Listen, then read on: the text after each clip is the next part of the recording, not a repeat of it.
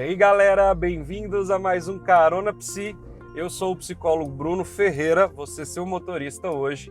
E a gente vai falar, aproveitando o mês de setembro, sobre algumas outras coisas que a gente não tocou nos outros vídeos, principalmente sobre depressão e suicídio. E alguns gatilhos que podem ser prejudiciais ou não, ou que existe muita lenda urbana ou coisas em cima. A primeira coisa que ficou em alta, principalmente porque foi lançado agora no mês de setembro, no fim de agosto, na verdade, a terceira temporada da série 13 Reasons Why, que no Brasil foi traduzida para 13 Porquês, que conta a história de uma moça na primeira temporada que sofre bullying e ela acaba cometendo suicídio e planeja uma vingança e assim... umas fitas gravadas e outras coisas, né? É uma série que não é tão original, que não traz nada de novidade assim, mas que gerou muita polêmica, principalmente por razões bem óbvias, né? Por tratar de um tema tão pesado, com cenas gráficas, inclusive visualmente demonstrando um suicídio. E aí, quando a série foi ao ar, e isso é porque ela é baseada em um livro, a gente tem várias pessoas discutindo justamente que essa série poderia incentivar pessoas depressivas a cometer suicídio ou pessoas suicidas a tentar novamente. E aí a gente teve várias pesquisas sobre isso. Pesquisas em ciências humanas, elas são um pouco mais complexas, né? Porque o ser humano ele é um ser complexo. Então a nossa situação ela é bem diferente. Cada pessoa age e responde de um jeito a determinados estímulos, né? E aí, nesse contexto, a gente precisa perceber que algumas pesquisas mostraram, sim, que houve aumento nos casos de suicídio depois que a série foi ao ar, mas não é possível comprovar essa correlação, né? Então, a gente ainda precisa de outros estudos. No Brasil foi feito um estudo bem grande com a Universidade Federal, com mais de 20 mil jovens, e eles acharam algumas respostas interessantes. Por exemplo, pessoas que tentaram suicídio relataram ter menos vontade de cometer suicídio depois que viram a série. Por outro lado, pessoas que nunca tinham pensado em suicídio passaram a ter o suicídio como uma possibilidade que até então eles não tinham pensado, né? Então isso é um pouco assustador também.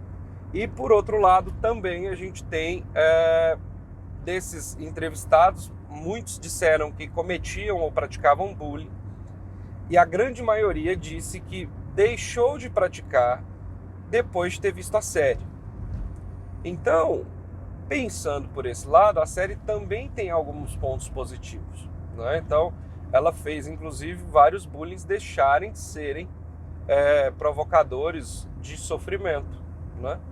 É claro que esse tipo de material, ele não pode ser assistido por qualquer um, ele precisa de orientação, ele é recomendado para maiores de 18 anos, né? Tem todo esse cuidado que a gente deve ter e que muitas vezes a gente não tem, principalmente pais que deixam os filhos soltos, né, e fazem o que querem. Mas isso é interessante, pessoal, porque a série sozinha ela não é o fator determinante, né? Existem outros gatilhos por trás. E aí a gente precisa entender que a principal causa de muitos suicídios é a depressão. A depressão ela é uma doença, né? Ela não é uma frescura, ela não é falta de Deus, ela não é vagabundagem, ela não é para chamar atenção. A gente tem, inclusive, líderes religiosos que têm depressão. Por ser uma doença, ela precisa de tratamento adequado, inclusive medicamentoso, se for o necessário, né? Então, a gente não pode ser hipócrita também de achar que depressão trata só com terapia. Às vezes é necessário sim a medicação. E é preciso sim fazer esse trabalho multiprofissional, com psiquiatras e outros profissionais, inclusive, porque às vezes até a alimentação pode estar agravando o caso da pessoa. Então a gente precisa pensar sobre tudo isso. A gente então tem que ter esse cuidado, né? A gente vai acompanhar essa pessoa por muito tempo. Eu vi na internet esses dias agora, principalmente no Setembro Amarelo, várias pessoas falando que terapia virou modinha e que tem gente recomendando e não sei o quê. A terapia é sim importante.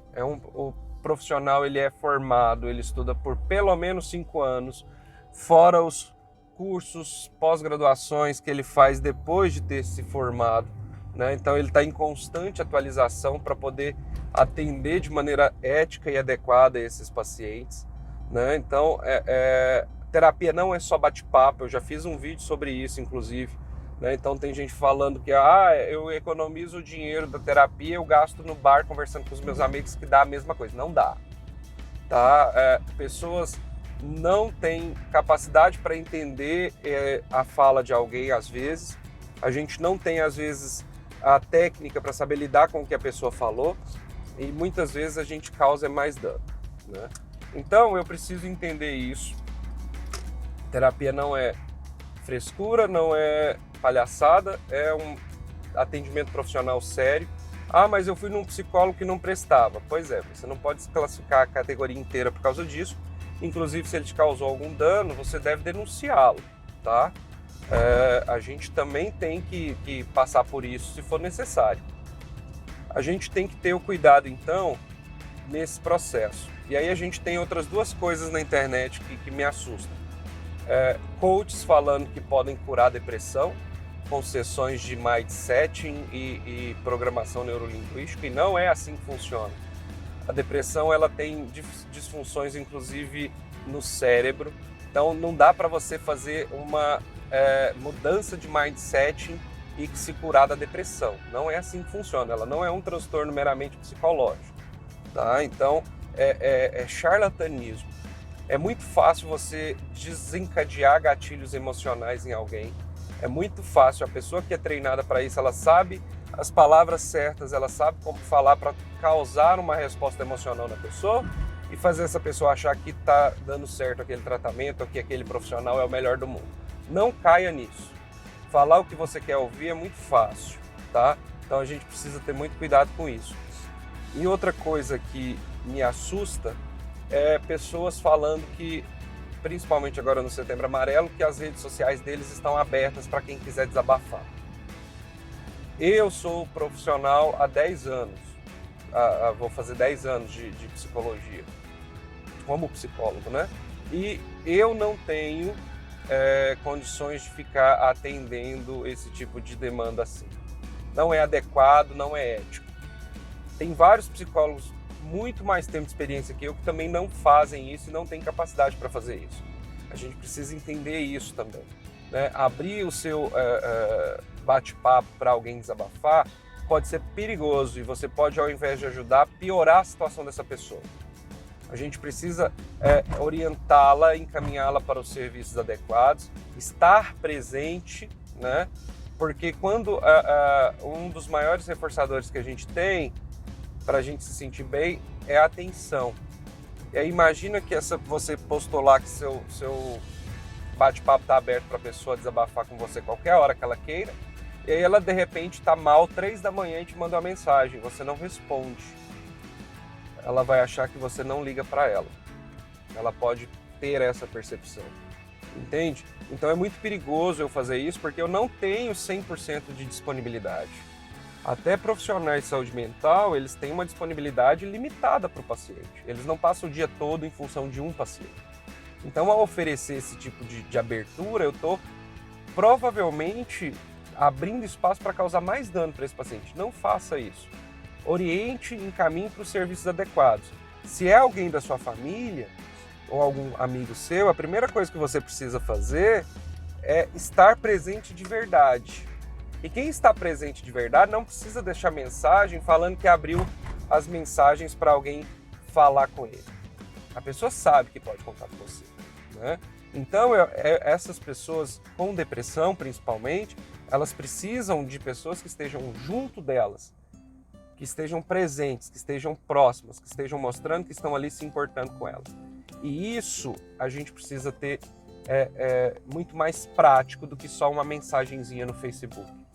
Tá? Você, às vezes, dá bom dia para alguém e nem pergunta se está tudo bem, com medo dela responder que não está. E às vezes você pergunta se está tudo bem, a pessoa começa a falar alguma coisa, você fala, nossa amigo, eu tenho que ir, eu estou atrasado para o trabalho. E você corta a pessoa. E aí você só reforça mais ainda o sentimento de que ninguém gosta dela, de que ela não merece a atenção de ninguém, que ela não tem mais o que fazer, que ela só vai sofrer. Né? Então, em casos de crises, em casos de situações mais drásticas, a primeira coisa que a gente tem que estar é presente, estar junto, mostrando que eu estou ali para ajudar, né? E estar ali presente fisicamente, tá? Também. Então eu preciso tomar cuidado com isso de abrir o Messenger.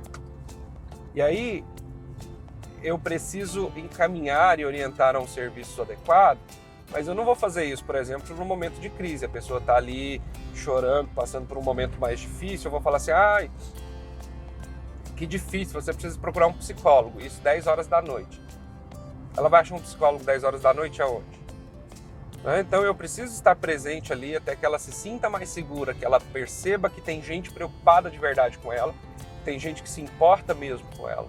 E aí no dia seguinte eu posso orientá-la a procurar outros serviços e eu posso ir com ela, não é só falar assim, você tem que ir num psicólogo, você tem que ir num psiquiatra. Vamos junto, eu vou com você, para você não ir sozinho, para você saber que eu estou aqui do seu lado, a gente vai junto no psicólogo, claro, você não vai participar da sessão, mas você vai junto para o psicólogo, você vai junto no psiquiatra, vai junto em outro profissional que for necessário. Essa é a diferença.